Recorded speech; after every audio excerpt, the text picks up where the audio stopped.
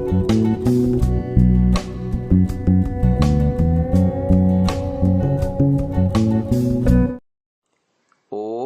नमस्ते जी। 61वीं श्रव्य कणिका दयानंद दिवाकर, लेखक श्री आदित्य मुनि जी, वानप्रस्थ, चतुर्थ अध्याय में दिवाकर का बाह्य जगत में विचरण, इस शीर्षक के अंतर्गत हम क्रांति की अग्निशिखा पढ़कर आपको सुना रहे हैं। देश भर में इस प्रकार की गंभीर स्थिति और वातावरण देखने से आभास होता था कि अति निकट भविष्य में ही किसी न किसी समय क्रांति की अग्निशिखा प्रबल और व्यापक रूप से प्रज्वलित हो जाएगी। प्रजा विद्रोह के होमानल से सब प्रकार के अन्याय, अधर्म, अत्याचारों की पूंजीभूत सभी जंजाल एक साथ ही जलकर अत्यल्प समय के अंदर ही स्वाहा हो जाएंगे। अंग्रेज सरकार को यह सब मालूम होने पर भी केवल बंदूकों के बल पर ही इस स्थिति की उपेक्षा की गई थी। अब अगला शीर्षक है हरिद्वार में। आबू पर्वत से आए हुए स्वामी दयानंद सहित सभी साधु सन्यासी संवत 1911 के वर्ष के अंत में हरिद्वार के कुंभ के मेले में पहुंच गए थे। उनके साथ रास्ते में जितने भी अन्य गृहस्थ यात्री आए थे, स्वामी दयानंद ने उन सब से ही अपने को अलग कर लिया था। उन्होंने अपने को अन्य सब सन्यासियों से भी अलग कर लिया था। कुंभ स्नान की तिथि से बहुत दिन पहले ही तीर्थयात्री लोग सैकड़ों, हजारों और लाखों में आने लगे। हरिद्वार विराट नर समुद्र में परिणत हो गया था। स्वामी दयानंद का यह पहली ही बार हरिद्वार आना हुआ था। वे कुंभ स्नान से बहुत पहले ही हरिद्वार पहुंच गए थे। पाद टिप्पणी है इस विषय में।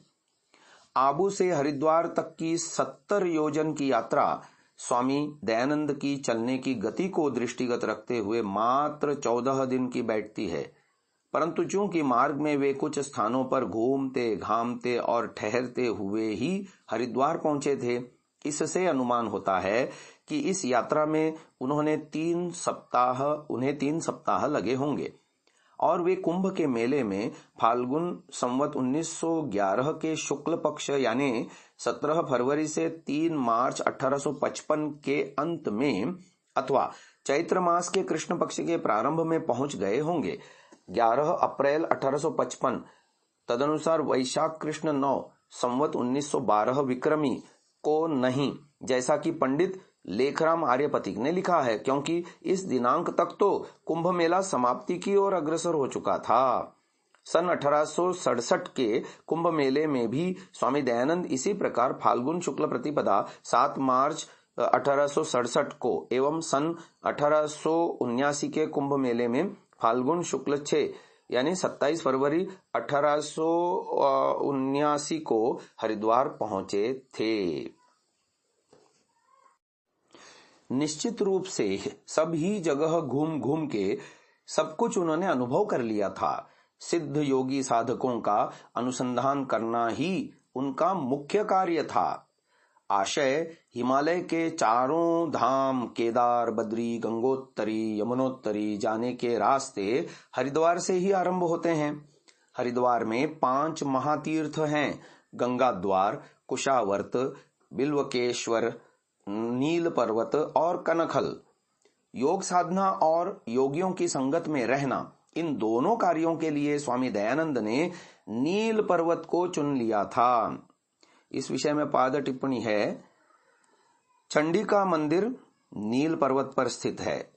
इसे हमने यानी लेखक ने संवत 2043 के कुंभ के मेले के अवसर पर 21 अप्रैल 1986 को देखा है। अब यहां तक एक सड़कनुमा मार्ग बन गया है, जिसे बहुत घूमकर पहुंचना पड़ता है। वापसी की यानी उतार की यात्रा पैदल मार्ग से करना सरल और कम समय लेने वाली है। कुंभ के पिछले मेले क्रमशः सन 1855, 1867, 1879, 1891, 1903, 1915, 1927, 1938, 1950, 1962, 1974, 1986, 1998 एवं 2010 ईस्वी में हरिद्वार में आयोजित हो चुके हैं। तीर्थ यात्रियों की भीड़ भाड़ वहां बहुत कम रहती है। यह स्थान लगभग, यानी नील पर्वत की बात चल रही है कि तीर्थ यात्रियों की भीड़ भाड़ वहां बहुत कम रहती है। यह स्थान लगभग 1 कोस की चढ़ाई पर है, इसलिए यह स्थान दुर्गम ही है। वे यहाँ अधिकांश समय साधना में ही बिताते थे। उनका अवशिष्ट समय योगियों की संगत में एवं साधना के अनुशीलन में लग जाता था। बाहर के दर्शनार्थी उनके खाने के लिए जो कुछ भेज देते थे, उससे उनका भरण पोषण हो रहा था। किसी दिन यदि कुछ भी नहीं मिला तो उस दिन वे केवल पानी पीकर ही रह जाते थे। यह आदत उन्हें बहुत पहले से ही पड़ गई थी। अब अगला शीर्षक है क्रांतिकारी नेताओं का आगमन। नील पर्वत पर स्वामी दयानंद ने वहां के चंडी स्थान के सन्यासी रुद्रानंद से सुना था कि भारत व्यापी प्रजा जागरण और विप्लव प्रचेष्टा के और भविष्यत क्रांति युद्ध के नायक नेता और कर्णधार लोग अतिशीघ्र साधु सन्यासियों के दर्शन और देश की परिस्थिति समझाने के लिए हरिद्वार के मेले में आ रहे हैं। ये लोग नील पर्वत पर भी आएंगे, अतः उनके अंदर भी उनके दर्शन के लिए और फिर उनसे वार्तालाप करने के लिए प्रबल इच्छा उत्पन्न हो गई थी। अब 3 दिन बाद ही 5 अज्ञातनामा और अपरिचित सज्जन स्वामी दयानंद के अति संकीर्ण कुटीर के सम्मुख आकर पूछने लगे, आबू शैल से आए हुए महात्मा जी कहाँ हैं? हम लोग उनसे मिलना चाहते हैं। तब स्वामी दयानंद ने उन्हें अपना परिचय दे दिया। उन लोगों ने भी उन्हें अपना अपना परिचय दे दिया। इस विषय में पाठ टिप्पणी है।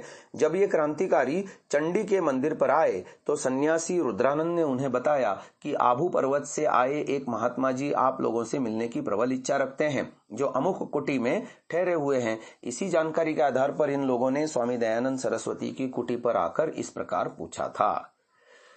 उनमें से प्रथम थे द्वितीय बाजीराव पेशवा के दत्तक पुत्र धुंधु पंत यानी नाना साहेब। दूसरे थे उनके बंधु बाला साहेब। तीसरे थे अजीमुल्ला खां। चौथे थे तात्या टोपे और पंचम थे जगदीशपुर के जमींदार बाबू कुंवर सिंह। ये 5 सज्जन प्रणिपात करके उनके सम्मुख बैठ गए। इस विषय में पाद टिप्पणी भी है। नाना साहेब गंगा के परम भक्त थे। विष्णु भट्ट गोडसे कृत माझा प्रवास में लिखा है कि गंगा तट पर आकर नाना साहेब ने श्री गंगे का पूजन किया। लाल साड़ी और जरी की हरी चोली गंगा माता को अर्पण कर हाथ जोड़कर प्रार्थना की, गंगे भागीरथी मातुश्री, आज तक तुमने हमारी रक्षा की, आज तुम्हारी ही इच्छा से तुम्हारा वियोग हो रहा है। अस्तु, तुम्हारी जो इच्छा हो वह करो, हम दीन पुरुष तुमसे क्या प्रार्थना कर सकते हैं। यह कहकर साथ आए ब्राह्मणों को नमस्कार कर नाव पर पैर रखा। इसी प्रकार कुंवर सिंह भी गंगा का इतना भक्त था कि एक बार जब गंगा पार करते हुए उसके बाएं हाथ की कलाई में शत्रु की गोली लगी तो उसने दाएं हाथ से तलवार का वार कर घायल हाथ को कुहनी से काटकर भागीरथी की जलधारा में भेंट चढ़ा दिया और श्रद्धान्वत हो ये वचन कहे, गंगा मैया अपने प्यारे पुत्र की यह भेंट स्वीकार करो।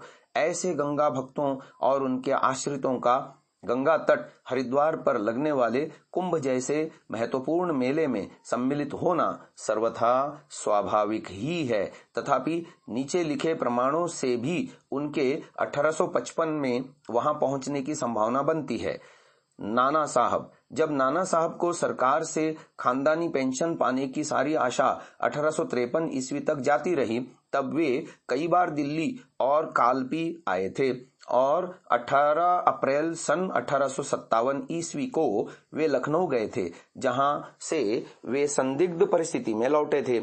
इसके अलावा बिठूर, जहां नाना साहब रहते थे, कानपुर से केवल 12 मील की दूरी पर था। यहाँ पीर अली के कुछ सहयोगी रहते थे जो किसी गुप्त उद्देश्य से पटना आए थे। इन सारी परिस्थितियों के एक साथ संगठित होने से स्वभावतः यह विचार मन में उठता है कि 1857 ईस्वी के खुले विद्रोह के आरंभ होने के कुछ समय पहले से ही उपर्युक्त क्षुब्ध और असंतुष्ट व्यक्तियों में मेलजोल और परस्पर सहयोग हो गया था। ये है कुंवर सिंह अमर सिंह डॉक्टर काली किंकर दत्त कृत 5वां अध्याय में से ये पाद टिप्पणी आपको सुना दी गई। आगे नाना साहेब ने क्या कहा इस विषय को हम कल की श्रव्य कणिका में सुनाएंगे। आज इसे यहीं विराम देते हैं। Om.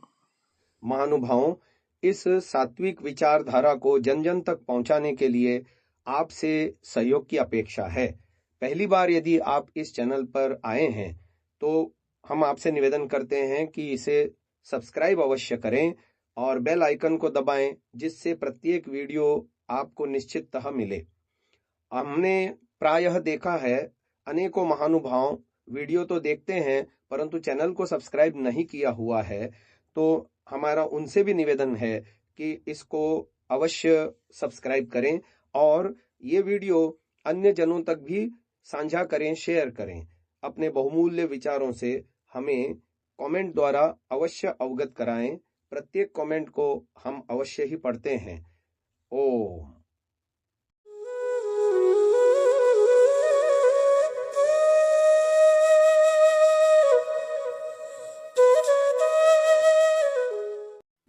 Download Sansa app, Rvirdal app, visit sansa.org, rvirdal.in।